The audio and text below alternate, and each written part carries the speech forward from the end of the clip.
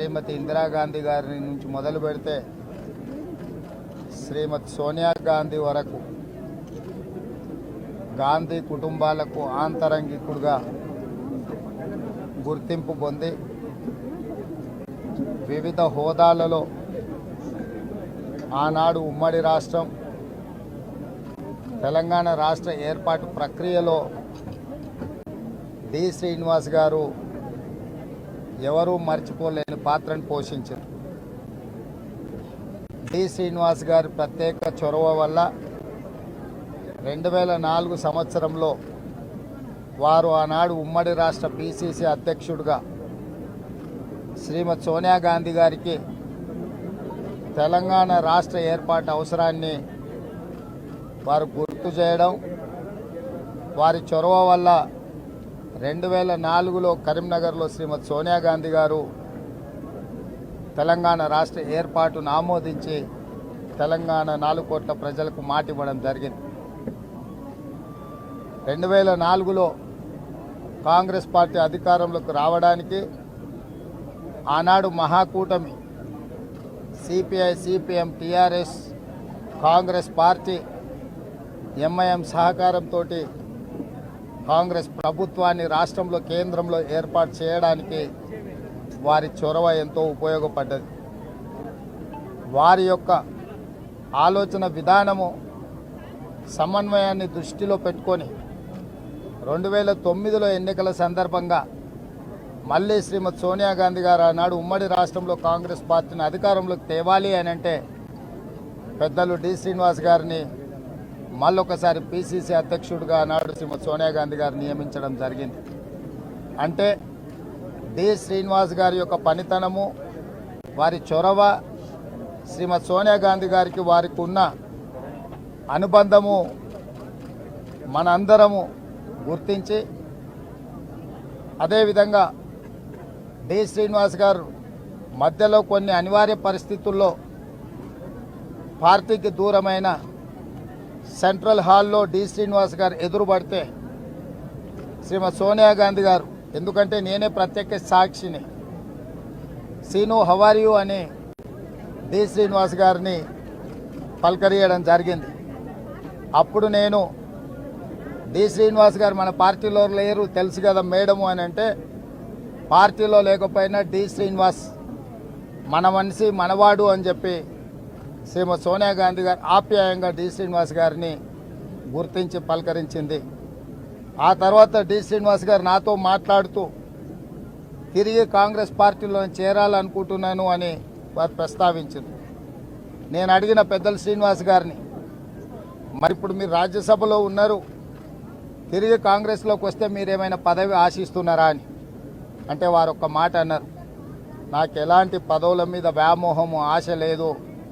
చిన్న కార్యకర్త నుంచి పిసిసి ప్రెసిడెంట్గా, మంత్రిగా ఎన్నో రకాలుగా కాంగ్రెస్ పార్టీ, గాంధీ కుటుంబం నన్ను ఆదరించి అవకాశాలు ఇచ్చి ఈ స్థాయికి ఎదగడానికి ఉపయోగపడ్డది. నేను చనిపోయినప్పుడు నా మీద కాంగ్రెస్ పార్టీ జెండా కప్పాలన్నదే ఏకైక కోరిక అని చెప్పి డి శ్రీనివాస్ గారు ప్రస్తావించడం జరిగింది.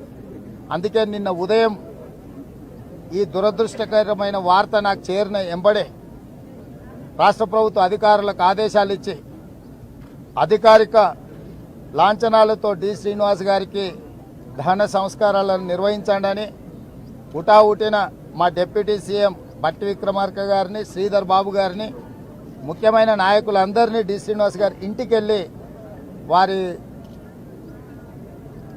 పార్థివ దేహం మీద కాంగ్రెస్ పార్టీ జెండా కప్పి కాంగ్రెస్ పార్టీ తరఫున వారి యొక్క చివరి కోరికను నెరవేర్చే బాధ్యతను మా మంత్రివర్గ సహచరులకు ఇవ్వడం జరిగింది.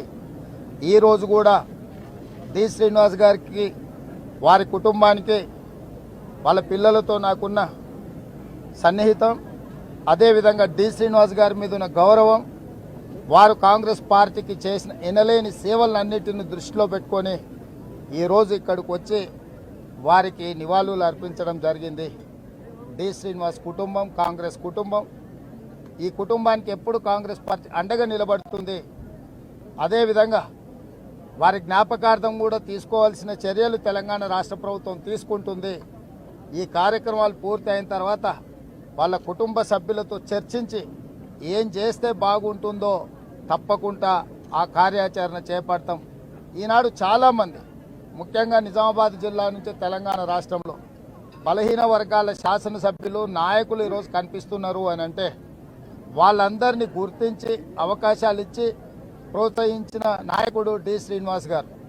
ఇక్కడ ఎరావత్ అనిల్ కావచ్చు, మధు యాస్కి గారు కావచ్చు, లేకపోతే ఈ జిల్లాలో అన్ని జిల్లాల కంటే ఎక్కువ ఈ జిల్లా నుంచి బలహీన వర్గాల ప్రాతినిధ్యం కూడా డి శ్రీనివాస్ గారు ఇచ్చి ప్రోత్సహించడం జరిగింది. కాంగ్రెస్ పార్టీకి సిద్ధాంతపరంగా కాంగ్రెస్ పార్టీకి ఒక విశ్వాసపాత్రుడుగా డి శ్రీనివాస్ గారిని కోల్పోవడం కాంగ్రెస్కు తీరని నష్టం. తప్పకుండా వారి జ్ఞాపకార్థం వారి గౌరవం పెరిగే విధంగా మా ప్రభుత్వం చర్యలు చేపడుతుంది.